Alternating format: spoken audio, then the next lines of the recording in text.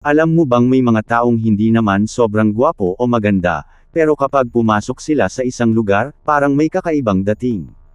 Yung tipong hindi sila maingay, hindi sila nagpapapansin, pero may presensya silang hindi mo maipaliwanag. Sa video na ito, ating aalamin ang mga senyales na maaaring isa kang taong may natural na attractiveness, o malakas ang dating, at maaring hindi mo lang ito napapansin.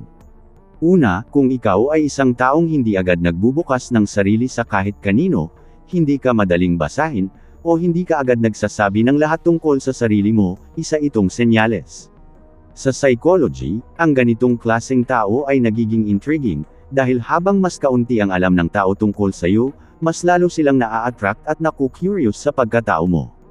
Pangalawa, kung napapansin mong mas madalas kang tahimik sa isang grupo, pero kapag ikaw na ang nagsalita, halos lahat ay nakapokus at handang makinig sa iyo, isa rin itong palatandaan.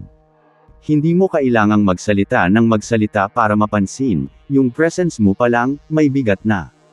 Pangatlo, kung hindi ka mahilig magpanggap o sumabay sa uso para lang tanggapin ng iba, isa itong malakas na sign. May sarili kang mundo, sariling taste, at hindi mo kailangang baguhin ang sarili mo para lang makibagay. Ang ganitong klaseng authenticity ay bihira, at ito ang dahilan kung bakit nagiging kaakit-akit ka sa iba. Pang-apat, kung may mga pagkakataon na may mga taong tumitingin sa iyo kahit wala ka namang ginagawa, o parang napapansin ka kahit tahimik ka lang, isa itong senyales ng presence. Hindi ito tungkol sa itsura, kundi sa energy na dala mo. May mga taong may ganitong aura na hindi maipaliwanag, pero ramdam ng iba.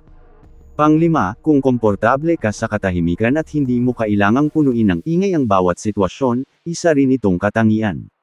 Ang mga taong may ganitong ugali ay kadalasang may lalim, at ang lalim na iyon ang nagiging dahilan kung bakit gusto silang makilala ng iba.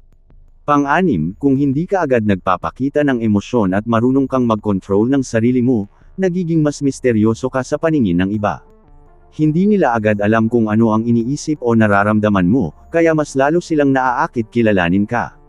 Pang-pito, kung hindi ka naghahabol ng atensyon at okay lang sa'yo kahit hindi ikaw ang sentro, ito ang isa sa pinakamalakas na senyales. Dahil sa totoo lang, ang taong hindi naghahanap ng pansin, siya pa ang kusang napapansin. At panghuli, kung may mga taong tila naa-attract sa'yo nang hindi mo alam kung bakit, isa itong malinaw na indikasyon. Hindi mo man ito napapansin, pero may dala kang presensya na hindi madaling ipaliwanag, at iyon ang tinatawag na natural na attractiveness o karisma. Sa huli, ang pagiging attractive ay hindi lang nasusukat sa itsura. Minsan, mas malakas pa ang epekto ng katahimikan, kumpiyansa, at pagiging totoo sa sarili. At kung sa tingin mo ay may mga ganito kang katangian, maaaring hindi mo lang napapansin, pero isa ka sa mga taong may malakas na dating.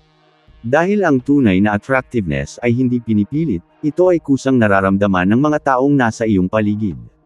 At kung gusto mo pang matuto ng mas marami pang kwento at aral tungkol sa isip at ugali ng tao, huwag kalimutang mag-subscribe sa The Mind Library PH. Dito, sama-sama nating susuriin ang mga sekreto ng isip at damdamin ng tao.